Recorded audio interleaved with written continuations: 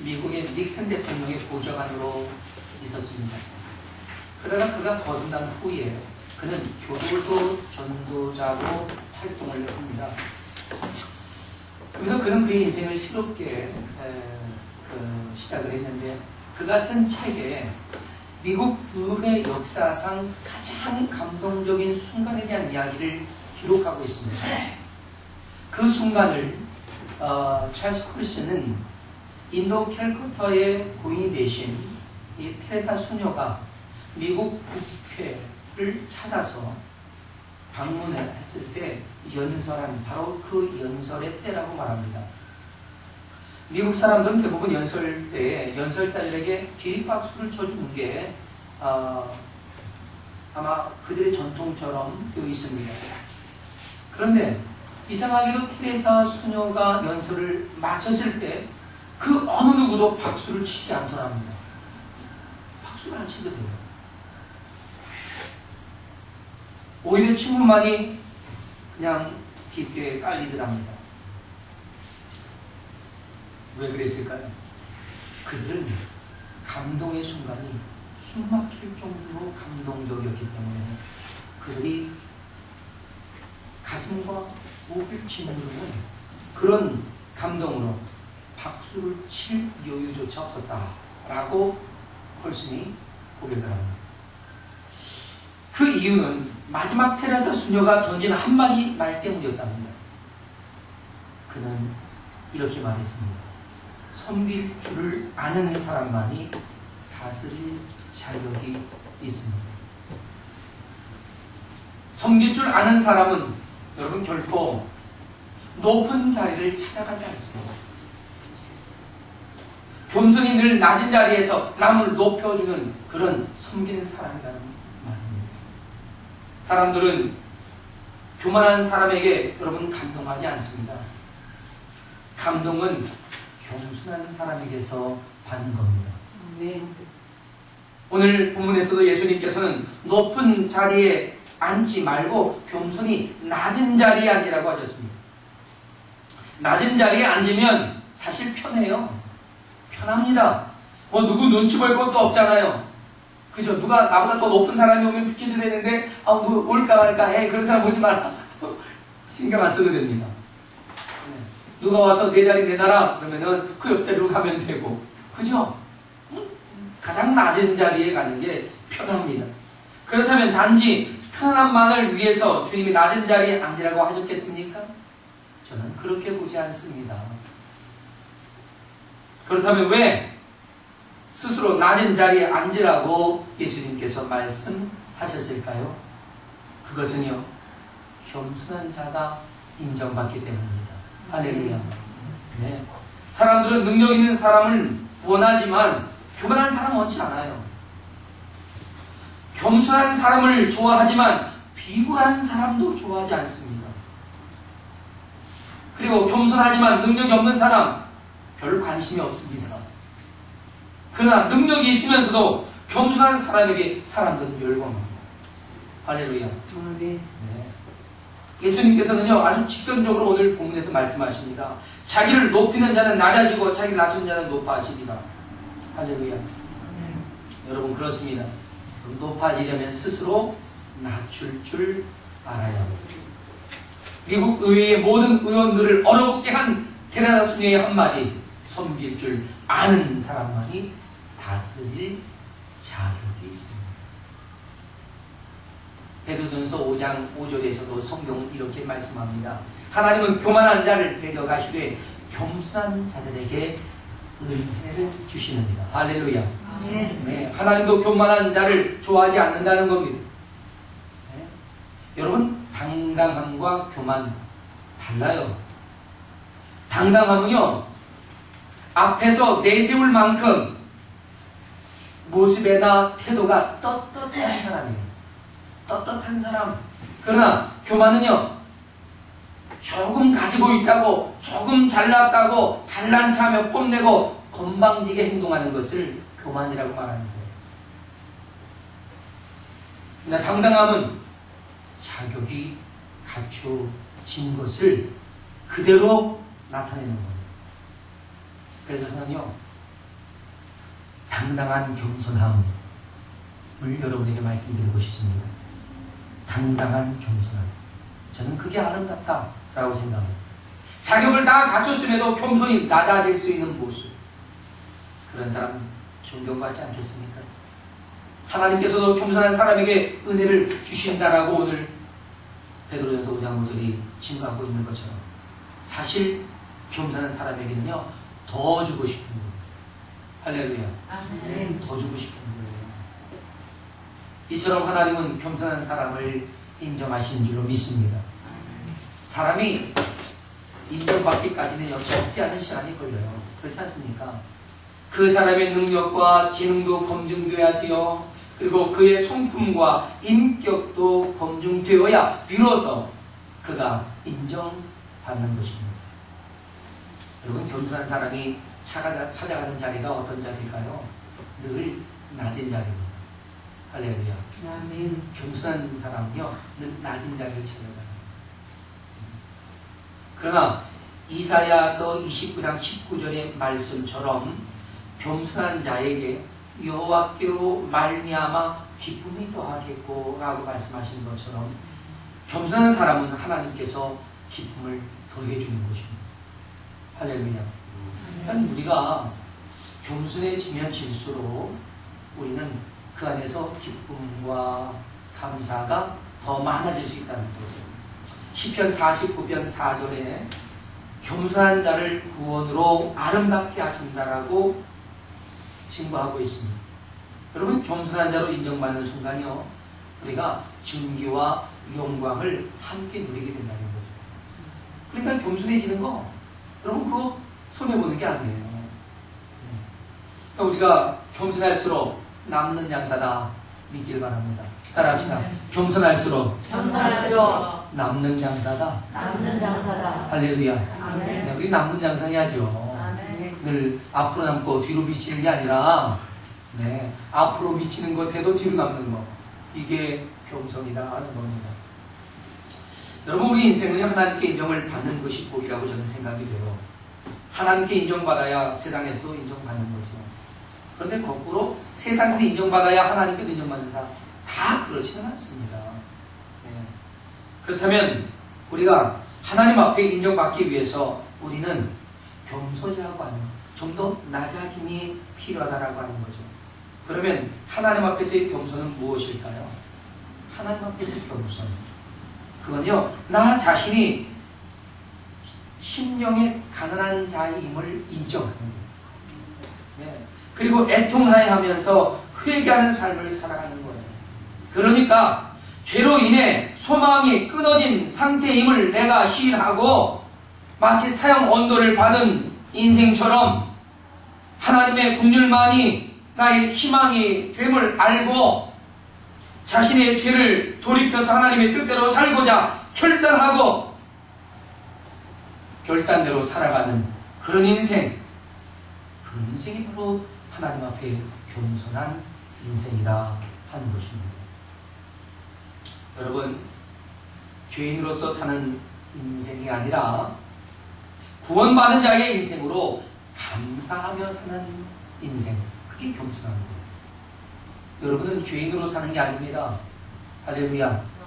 네, 죄인 되었던 여러분이 이제는 은혜로 의인 되고 하나님의 백성 되고 하나님의 자녀 되고 존귀한 자 되었음을 뭐하면서 감사하면서 이것이 나의 의나 나의 덕으로 나의 공로로 이루어진 것이 아니라 오직 하나님의 은혜, 오직 십자가의 능력이라는 사실을 확신하고 겸손히 주님 앞에 무릎을 꿇는 것, 이것이 겸손입니다. 할렐루야. 아멘. 그래서 우리는 구원받은 자로서 우리 인생을 감사하니까 하나님의 뜻을 따라서 나 자신을 날마다 복종시키며 살아가게 되는 것입니다. 이것이 하나님 앞에서 우리가 보여드릴 우리의 겸손이다라고 생각합니다. 우리가 고백하듯이 나의 나된 것은 나 하나님의 은혜라고 고백하는 것입니다. 그래서 늘 스스로 어느 자리를 찾아가요? 낮은 자리를 찾아가고 거기서 해맑게 기뻐하고 감사하고 행복해하는 겁니다. 그러면 주인이 왔을 때에 높은 자리로 옮겨주시 하나님이 얘야 일이 없나 하고는 좋은 자리에 여러분을 앉혀주실 줄로 믿습니다. 아멘. 혹 크게 하지 아니하실지라도 낮은 자리에서 평안하시기를 축복합니다. 아멘. 그렇다면 하나님께 인정받은 사람의 자리는 어디일까 하는 겁니다. 어떤 자리로 주님이 나를 움직여 주실까? 그것은 하나님께서 준비하신 영광스러운 자리입니다. 할렐루야. 아멘. 어떤 자리요? 영광스러운 자리예요. 우리를 높일 수 있는 분은 오직 하나님뿐이에요. 믿습니까? 아멘. 네, 욥기서 5장 11절의 말씀처럼 하나님은 낮은 자를 높이 드시고 영광스럽게 하신다는 겁니다. 할렐루야. 아멘. 네, 하나님께서 인정하시기 때문에 겸손히 낮아진 그 자리에서 주님이 집어 올리시는 거예요. 할렐루야. 아멘. 여러분, D.L. 무디 잘 아시죠? 미국의 한 도시에서 그가 전도 집회를 열고 있을 때인데요. 하루는 모 신문사의 한 기자가 무디를 찾아와서 인터뷰를 요청했답니다. 근데 그날 너무 무디가 바빴어요. 그래서 너무 바쁜 나머지 인터뷰를 거절할 수밖에 없었습니다. 그랬더니 그 다음날 신문 기사에 교만한 전도자 무디라고 타이틀이 떴어요. 아주 혹평을 겁니다. 무디의 동료들이 하나같이 이런 거짓된 기사를 우리는 이해할 수 없다고 분노를 합니다. 그런데 정작 화를 내야 할 무디는 가만히 앉아서 미소를 짓고 있을 뿐입니다. 그래서 이 일을 의아해한 나머지 어떤 동료가 무디에게 물었답니다. 선생님, 이 기사마다 공개적으로 선생님을 교만한 사람이라고 폄하하는데 이거 화나지 않습니까? 그랬어요. 그랬더니 무디 선생님 뭐라고 하는지 아십니까? 제가 화가 날 이유가 어디 있습니까? 그 기자는 나에 대해 잘 모르고 쓴 것 같습니다. 그랬어요. 그리고 덧붙인 말이 놀랍습니다. 나는 그보다 더 교만한 사람입니다.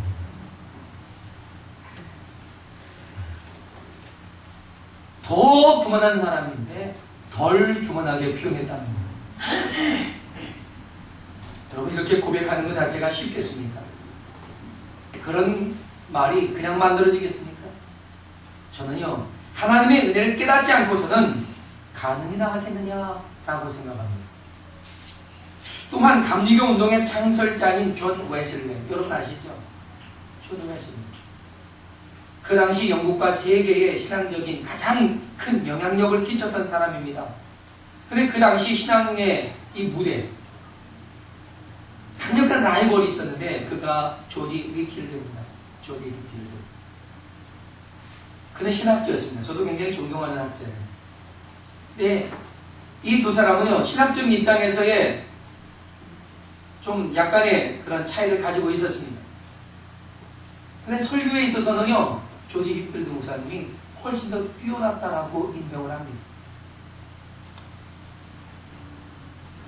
그러다 보니까 외부의 사람들이 서로를 갈라놓으려고 막 이렇게 했나봐요.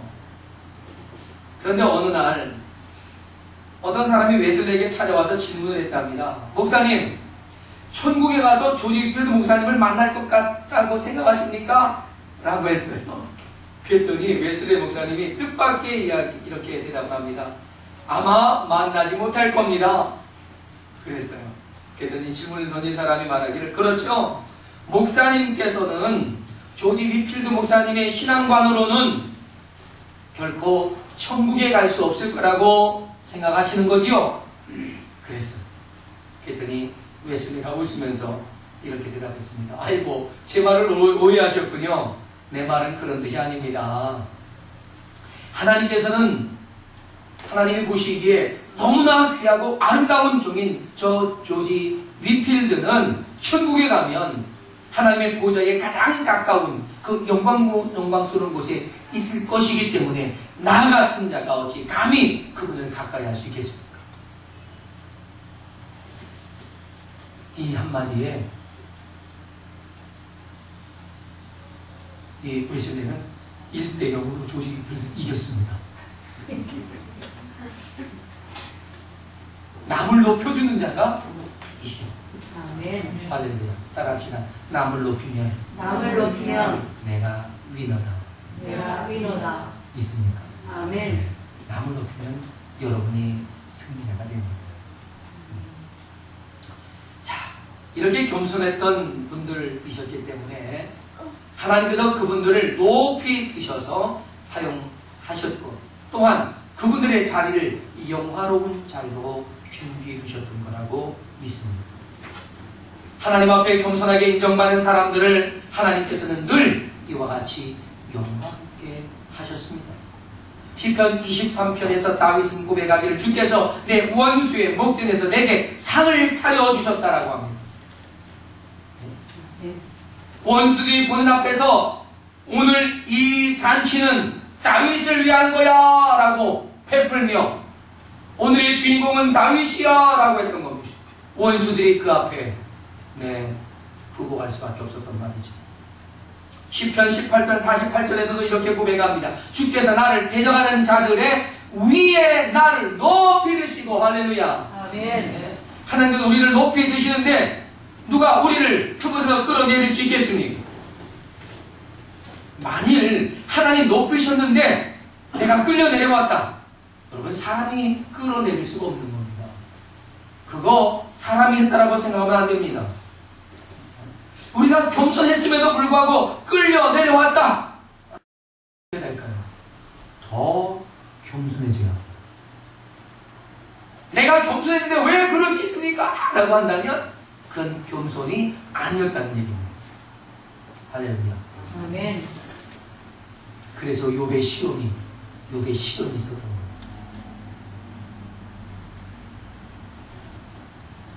무디 선생님의 고백처럼요, 나는 그보다 더 교만한 사람이다. 웨슬레처럼 그는 존귀한 자다. 감히 나 같은 자가 어찌 주님께서 그를 가까이 하겠느냐. 진심 어린 마음으로 그렇게 고백할 수 있는 건 아니겠느냐 생각합니다. 여러분, 복음송 중에 이런 곡이 있어요. 여러분 아실 거예요. 깨끗이 씻겨야 하리. 혹시 여러분 함께 하겠습니다. 부서져야 하리, 부서져야 하리, 무너져야 하리, 무너져야 하리, 깨져야 하리, 더 많이 깨져야 하리, 씻겨야 하리, 깨끗이 씻겨야 하리. 함께 찬양해보겠습니다. 부서져야 하리,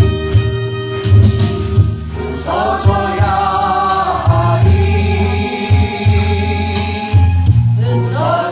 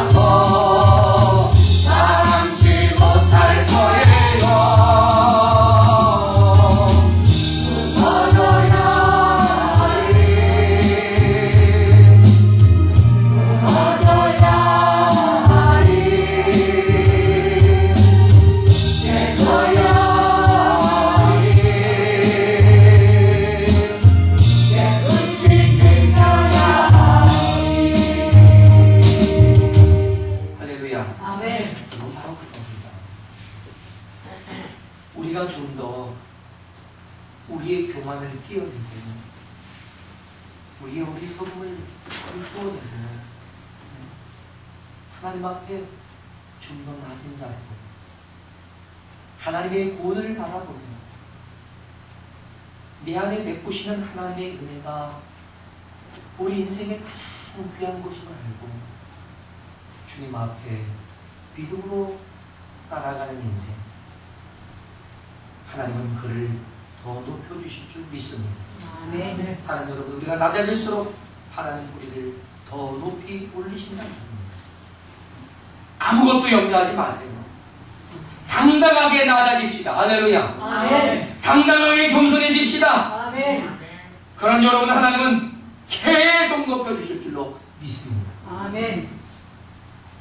그토록 하나님은 우리를 어디까지 높여주실까요? 어디까지요? 하나님은요, 겸손히 낮아진 우리를 하나님의 아들의 자리까지 올려주시는 겁니다. 할렐루야. 아멘. 여러분, 하나님의 아들이라는 자리, 그보다 더 높은 자리가 없습니다. 그렇잖아요. 우리가 그보다 더 높은 자리에 올라가려면 우리가 하나님 돼야지. 그러니까 우리가 올라갈 수 있는 최고의 자리를 하나님이 만들어주시고 이거 네 자리 하고 우리를 그 자리에 두셨단 말입니다. 네. 여러분, 요셉 보세요. 요셉을 바로 왕이 자신의 모든 권한을 다 넘겨주잖아요. 그죠? 그리고 애굽의 2인자가 되게 했습니다. 그래서 애굽에는 요셉보다 높은 자는 바로 왕 한 사람 외에는 없어요. 하지만 요셉을 보십시오. 요셉은 그의 인생의 고난이 시작되자 어떻게 합니까? 그는 내가 왜 이래야 돼? 나는 내 아버지 집에서 존귀한 자였어 라고 주장하지 않습니다. 오히려 하나님 앞에 더욱 겸손히 낮아집니다. 사람들 앞에도 낮아집니다. 자신이 이전에 사랑받던 존경 알렸던 것을 내려놓습니다. 그리고 더욱 겸손히 낮아지기 시작합니다. 결국 어디까지 낮아집니까? 감옥, 저 지하 감옥에까지 낮아집니다. 그곳에 들어온 사람들 섬기는 자리까지 낮아졌습니다. 그럴 때 하나님은 그를 높이셨습니다. 애굽의 2인자. 할렐루야. 더 높아질 자리가 없는 곳까지 끌어올리신 거예요. 하나님께서는 우리를 가장 영원롭고 높은 자리까지 올리신 줄로 믿습니다. 그 자리가 바로 저와 여러분이 앉아있는 하나님의 아들됨의 자리입니다. 요한복음 1장 12절에 뭐라고 했습니까? 영접하는 자, 곧 그 이름을 믿는 자들에게는 하나님의 자녀가 되는 권세를 주셨어요. 할렐루야. 하나님의 아들의 권세가 여러분에게 있습니다. 여러분이 가지고 있는 거 아들의 권세예요. 할렐루야. 아멘. 하나님의 아들의 권세면 최고 아닙니까? 최고. 그 아들의 권세면 여러분이 무엇이든지 그 아들의 권세로 다 할 수 있는 거란 말이에요. 아멘. 뭐만 못해요? 아버지 자리에 올라가는 것만 못해요. 나머지는 다 할 수 있어요. 할렐루야. 그것이 하나님의 은혜였습니다. 그래서 저와 여러분은 이미 하나님의 자녀가 된 그 자리에 높아져 있기 때문에 하나님을 부를 때로 아빠라고 부를 만큼의 친밀감이 쌓여져 있는 거예요. 할렐루야. 아멘. 네. 비록 양자의 영으로 우리가 이르렀을지라도 우리는 하나님의 아들. 누가복음 20장 36절의 말씀처럼 우리는 다시 죽을 수 없게 됐습니다. 다시 죽을 수 없어요. 천사들처럼 영원히 삽니다. 부활의 자녀로서 하나님의 자녀가 된 것입니다. 아멘. 할렐루야. 예. 로마서 8장 15절 16절 말씀에 이렇게 선포합니다. 너희는 다시 무서워하는 종의 영을 받지 아니하고 양자의 영을 받았으므로 우리가 아빠, 아버지라고 부르짖느니라. 성령이 친히 우리의 영과 더불어 우리가 하나님의 자녀인 것을 증언하시는다. 할렐루야. 아멘. 여러분, 노예의 자리에서 애굽의 2인자의 자리까지 한순간 올라간 요셉처럼 저와 여러분은 죄인이었고 영원한 사망에 빠져 있었고 원수 마귀의 종으로 붙잡혔던 그 자리에서 하나님은 예수 그리스도의 십자가의 은혜와 능력으로 우리를 구속하셨습니다. 죄의 종이 아닌 하나님의 자녀, 하나님의 아들로 삼아주셨단 말이에요. 할렐루야. 여러분, 종은요 주인을 두려워합니다. 종은 주인을 두려워해요. 왜? 주인에게 종의 모든 권한이 다 있기 때문에, 생명권까지도 있기 때문에 두려워합니다. 하지만 자녀도 아버지를 두려워하지만 종이 두려워하는 것과 자녀가 두려워하는 것은 다릅니다. 자녀에게는 아빠, 아버지라 부를 수 있는 친밀함이 쌓여져 있습니다. 할렐루야. 이외에 저와 여러분이 받은 양자의 영, 놀라우신 하나님의 축복이라는 사실입니다. 우리가 누리는 이 놀라운 영광, 바로 그것이다 하는 것입니다.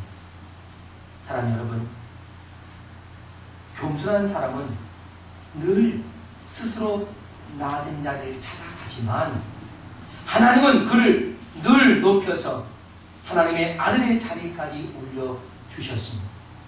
우리는 스스로 올라갈 수 있는 자리가 아닙니다. 나의 어떤 공로를 통해서나 나의 덕을 쌓는다고 해서 이룰 수 있는 그런 위치가 아닙니다.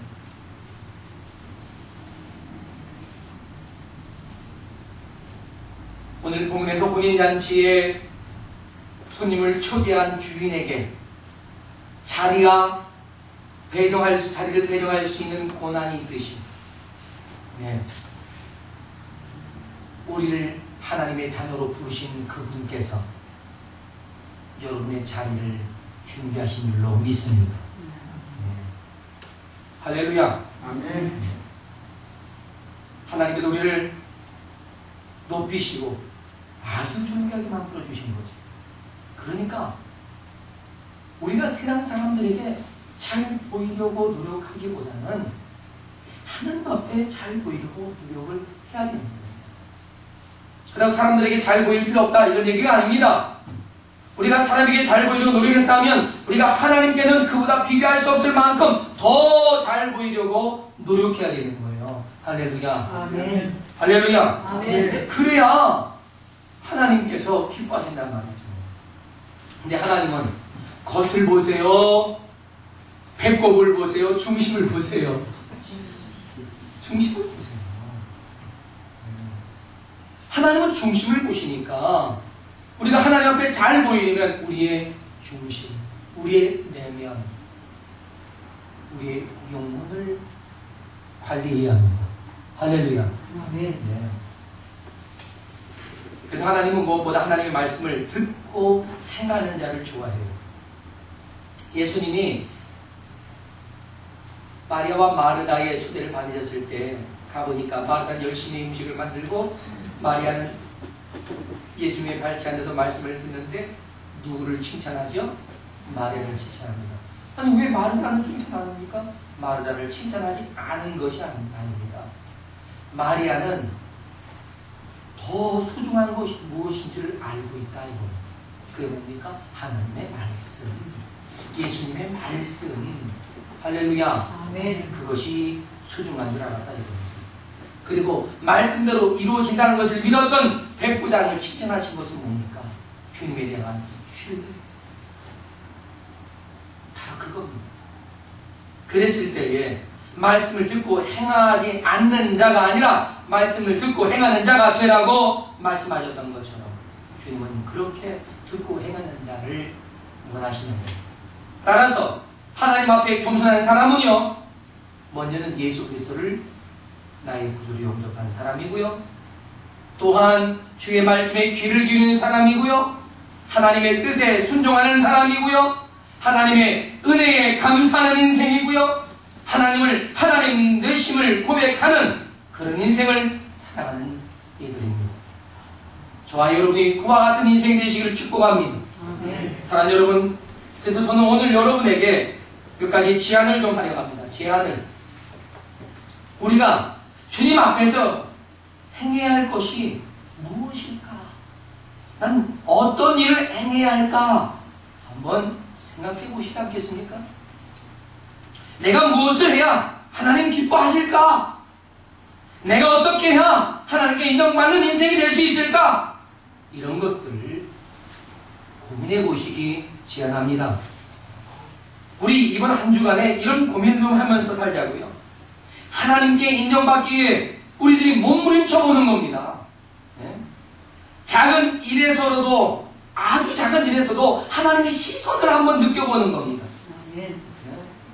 그리고 좀 더 낮은 자리를 찾아가는 그런 겸손함을 주님 앞에 보이면서 한 주간 하나님께 주목받는 저와 여러분 되시기를 주님의 이름으로 축원합니다.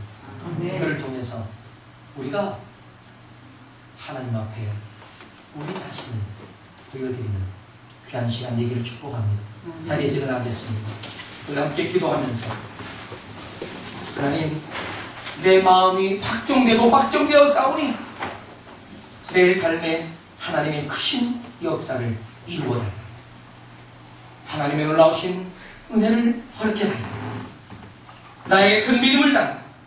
더 겸손히 낮아서서 하나님 위하여 하나님 앞에 나에게 중심을 보여드리며 사는 인생이 되시도록 담대함을 달라고 우리 함께 이 시간 기도하며 나가겠습니다. 기도하겠습니다.